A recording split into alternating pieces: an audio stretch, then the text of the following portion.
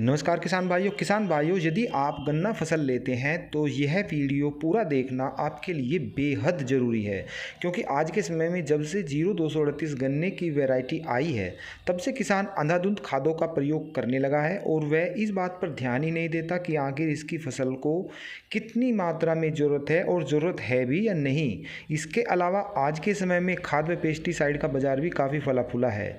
इसका कारण यह है कि नए नए नाम से बाज़ार में प्रोडक्ट आते हैं और हम गन्ना उपज में बढ़ोतरी के लालच में उनका प्रयोग भी करते जाते हैं। आज की वीडियो में मैं आपको यही बताने वाला हूं कि किस तरह के खाद गन्ना पौधे को सबसे ज़्यादा ज़रूरी आवश्यकता उनको पड़ती है और किस तरह के खाद यदि नाम मात्र भी दे दिए जाएं तो वो उसी से काम चला लेता है। आप इस पूरे गणित को समझें और उसी के आधार पर अपनी गन्ना फसल को खाद दें। मेरे प्यारे किसान भाइयों, यदि अभी तक आपने हमारे A4 चैनल को सब्सक्राइब नहीं किया है तो कृपया करके इसे सब्सक्राइब कर दें।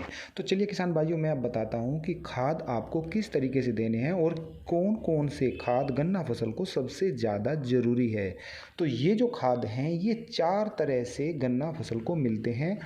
पहला है बाई नेचर, जो नेचर से यानी कि प्रकृति से गन्ना फसल को मिलते हैं, वो है कार्बन, हाइड्रोजन और ऑक्सीजन, यानी कि हवा, पानी और प्रकाश। जैसे कि व्यक्ति है, यदि ये 3 सामान उसको नहीं मिले तो उसका जन्म ही नहीं होगा। तो इसको आप ऐसे समझ ले तो ये सबसे ज़्यादा ज़रूरी है और ये प्रकृति से ही उसको निःशुल्क मिल जाते हैं।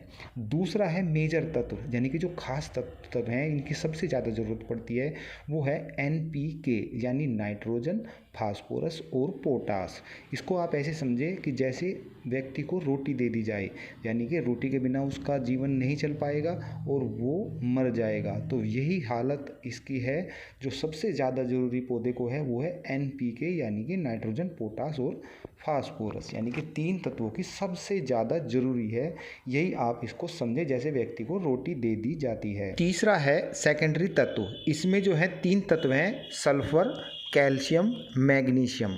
और ये इस तरीके से समझे कि जैसे व्यक्ति को रोटी के साथ दूध दे दिया जाए, जूस दे दिया जाए, फल दे दिया जाए तो उसको जो रोटी खाएगा वो और मज़ा आएगा। ठीक यही काम उसका पौधे में है। तो जो हम NPK के साथ सल्फर, कैल्शियम और मैग्नीशियम भी दे देते हैं तो फिर पौधा और तेज़ी के साथ प्रगति करने लगता है। इसको आप ऐसे ही समझ लें कि जैसे कि खाने के साथ दूध, जूस और या फल दे दिए जाएँ। जो लास्ट में है चौथा तत्व, वो है सूक्ष्म पोषक तत्व। इसमें जो तत्व है वो फेरस आता है, मैग्नी है, कॉपर है, जिंक है, बोरोन है, क्लोराइड है और जो 2 नए तत्व आए हैं वो निकिल व कोबाल्ट भी है। तो ये आप ऐसे समझे कि जैसे व्यक्ति को रोटी दे दी गई, दूध, जूस या फल दे दिया गया और उसके साथ सलाद भी दे दी जाए तो खाने का मज़ा कुछ ज़्यादा ही आ जाता है।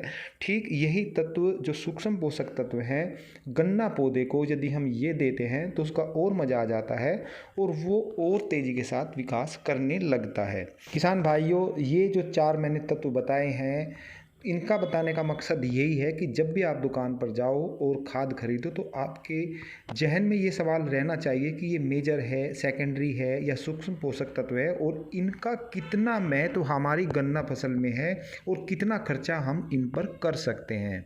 तो ये वीडियो बनाने का उद्देश्य यही था, जिससे कि आप अपना खर्चा अपनी गन्ना फसल की ज़रूरत के हिसाब से खर्च कर सकें।